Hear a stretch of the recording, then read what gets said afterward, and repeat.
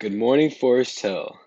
Today, my research topic is Should Universal Basic Income be implemented in Canada? By Jack McMillan.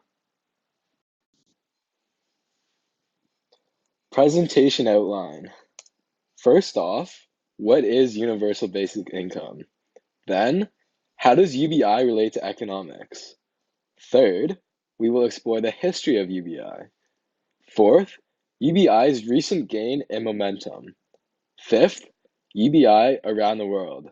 Then, the pros and cons. And lastly, the conclusion.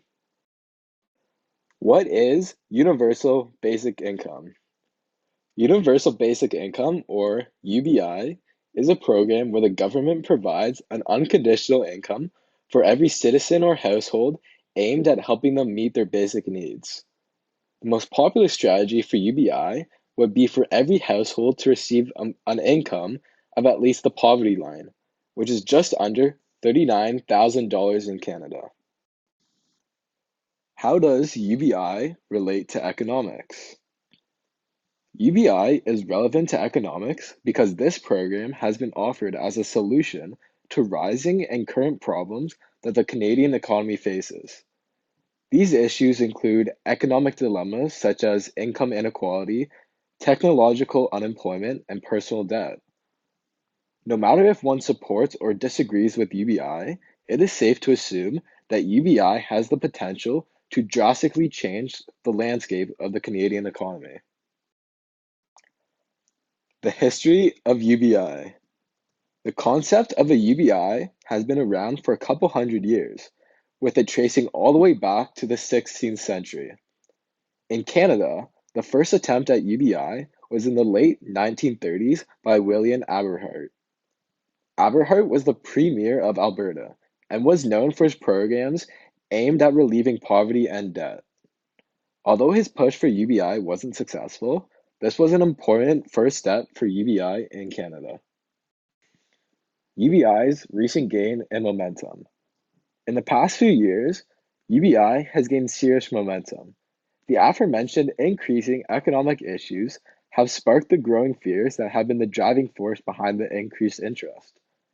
A national survey in 2013 found that only 43% of Canadian citizens supported UBI.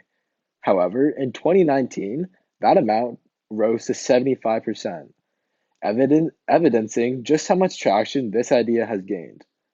Debates and opinions on this topic have been spreading like wildfire, notably with technology entrepreneurs Elon Musk and Mark Zuckerberg having expressed interest.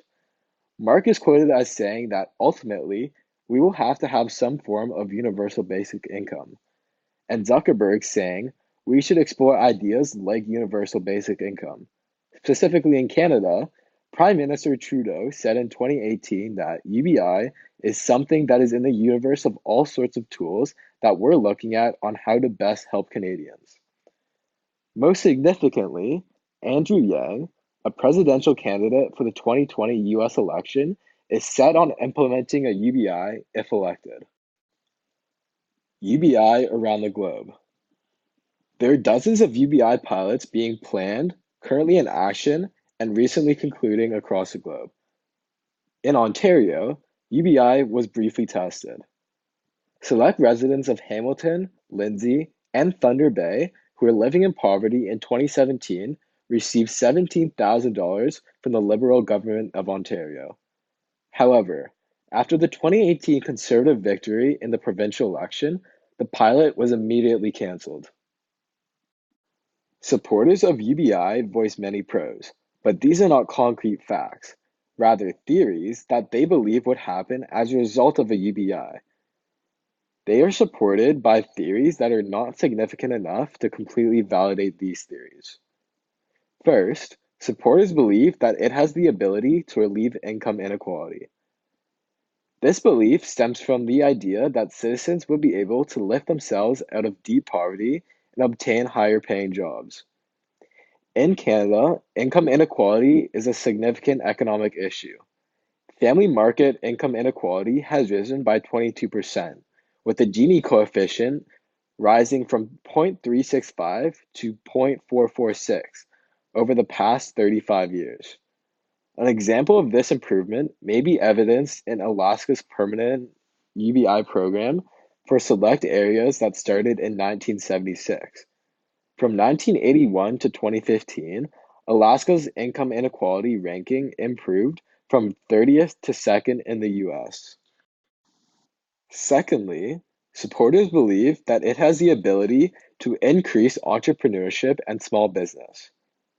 With the extra income, citizens could use this opportunity to fund their small business startups.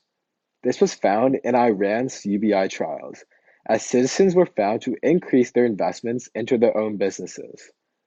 In turn, this would help the Canadian economy as entrepreneurs create jobs and increase innovation.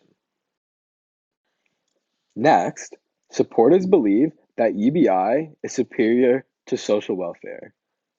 Critics of social welfare programs state that these programs entrap citizens in their state of poverty.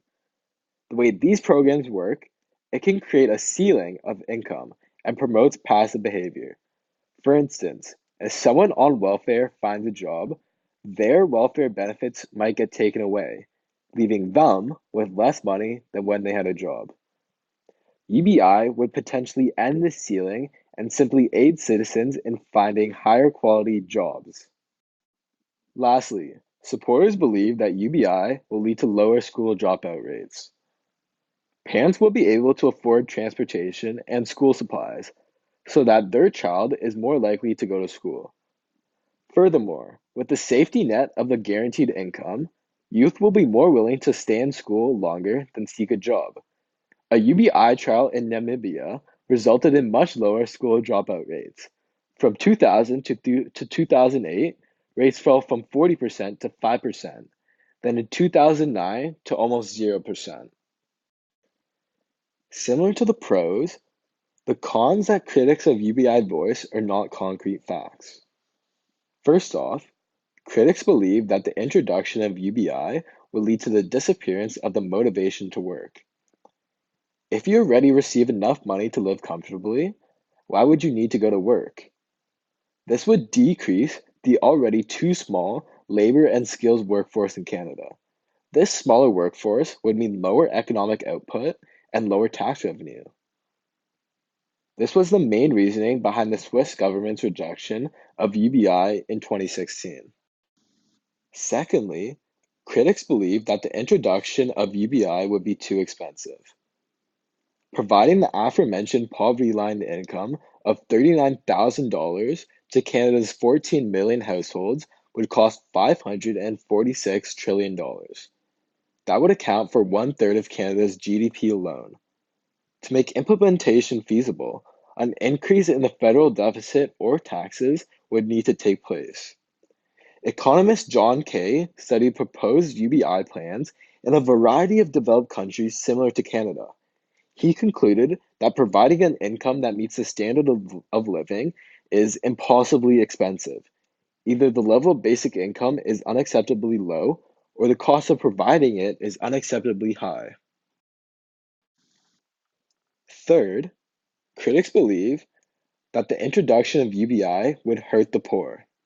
To make it fiscally possible, most UBI plans would take funding from assistance programs. Robert Greenstein, president of the Center on Budget and Policy Priorities, said, if you take the dollars targeting on people in the bottom fifth or two-fifths of the population and convert them to universal payments to people all the way up the income scale, you're redistributing income upward. That would increase poverty and inequality rather than reduce them. Lastly, critics believe that there is no need for the introduction of UBI. One of the main reasons behind the push for UBI is the fear of technological unemployment. However, many critics of UBI believe that automation won't increase unemployment. Some experts believe that the increase in automation in the coming years will not hurt jobs, and instead create more jobs. For instance, one study found that while 1.8 million jobs will be lost by 2020, 2.3 million new ones will be created in the US. In conclusion, UBI is an incredibly exciting concept. However, I feel it is simply too soon to have a definitive answer on whether or not UBI should be implemented in Canada. A program of this magnitude and significance takes years of testing and research to come to a clear answer. After my research, I have realized the better question is, should we invest in the exploration of UBI in Canada? Many people feel that this money is a waste and should be spent in other avenues, which is a fair point. However, in my opinion, the potential upsides of UBI make the investments into forming solid conclusions and results justifiable, as it may provide amazing dividends for Canada and across the globe. Though there are obvious obstacles, namely the high cost, the great potential that it has shown in ongoing and previous pilots across the world make at least further pilots and research worthwhile. Massive issues facing Canada and many other developed countries, including income inequality and personal debt, don't look like they are improving anytime soon. UBI might just be the answer to these new problems that the Canadian government can't seem to solve. In conclusion, however, it is too early to say whether or not UBI should be implemented in Canada. I support the continuation and increase of the exploration of UBI. To continue our exploration of UBI and dive deeper into the effects of it, I propose these questions. What would you do if you received a universal basic income that covered your cost of living? How would a UBI affect the choices you make? For example, would this affect your choice to attend post secondary education? Thank you for your time.